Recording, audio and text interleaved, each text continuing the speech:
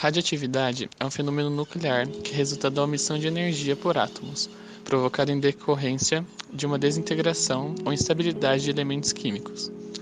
Uma reação nuclear é diferente de uma reação química. Em transformações nucleares, o núcleo do átomo sofre alterações. Já as reações químicas ocorrem na eletrosfera do átomo.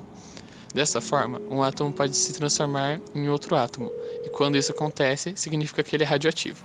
Emissões alfa são partículas pesadas de carga positiva, que possuem carga elétrica mais 2 e massa igual a 4. Por possuir 2 prótons e 2 nêutrons, seu núcleo é comparado ao do elemento químico hélio, e por isso, alguns autores também o chamam de hélion.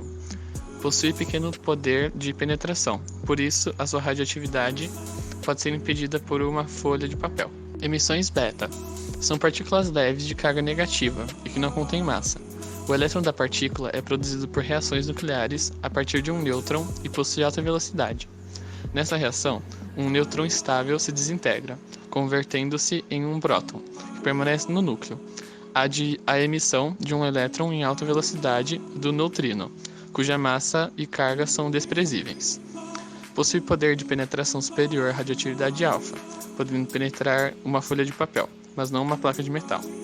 Emissões gama são ondas eletromagnéticas de altíssima frequência e que não possuem massa e carga elétrica.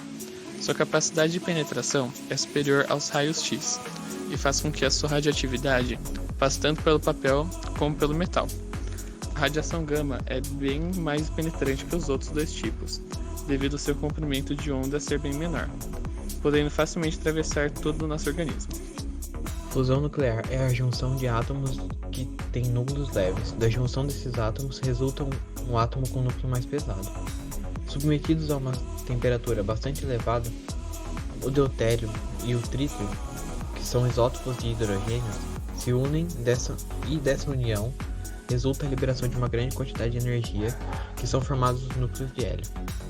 O processo de fusão nuclear dá origem ao funcionamento das bombas de hidrogênio, que são as bombas mais destrutivas do mundo. E as reações de fusão ocorrem geralmente no interior do Sol, que é a fonte de energia solar. Existe também a fusão nuclear frio, que trata-se de uma tese dos químicos Martin Fleischmann e Stanley Pons, que o processo de fusão nuclear poderia acontecer não em temperaturas altíssimas, mas em temperaturas ambiente. A hipótese foi descartada pela comunidade científica uma vez que os químicos não conseguiram comprovar que tinham conseguido obter fusão nuclear a frio.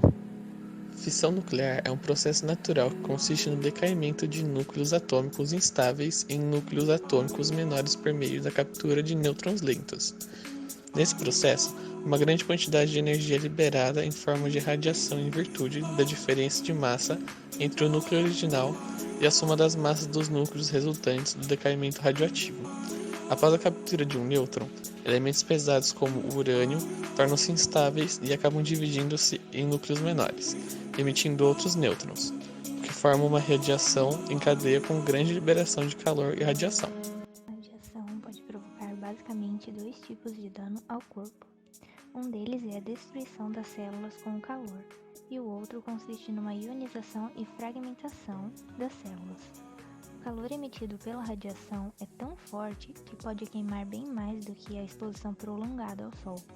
Portanto, um contato com partículas radioativas pode deixar a pele do indivíduo totalmente danificada, uma vez que as células não resistem ao calor emitido pela reação. A ionização e fragmentação celular implicam em problemas de mutação genética durante a gestação de fetos, que nascem prematuramente ou quando dentro do período de 9 meses nasce com graves problemas de malformação. Há também as mutações, que podem ser nas células somáticas do corpo ou germinativas das gônadas, e podem ser classificadas em 3 grupos. As mutações pontuais, a alteração na sequência de bases do DNA, aberrações cromossômicas estruturais, quebras nos cromossomos, aberrações cromossômicas numéricas, aumento ou diminuição no número de cromossomos.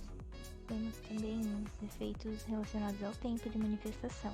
Os efeitos imediatos, eles são os primeiros causados pela radiação. Eles podem ocorrer em um período de poucas horas ou mesmo algumas semanas após a exposição.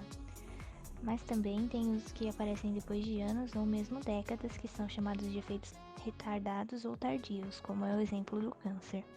Mas quando as doses são muito altas de radiação, predominam os efeitos imediatos e as lesões são graves e podem até levar à morte.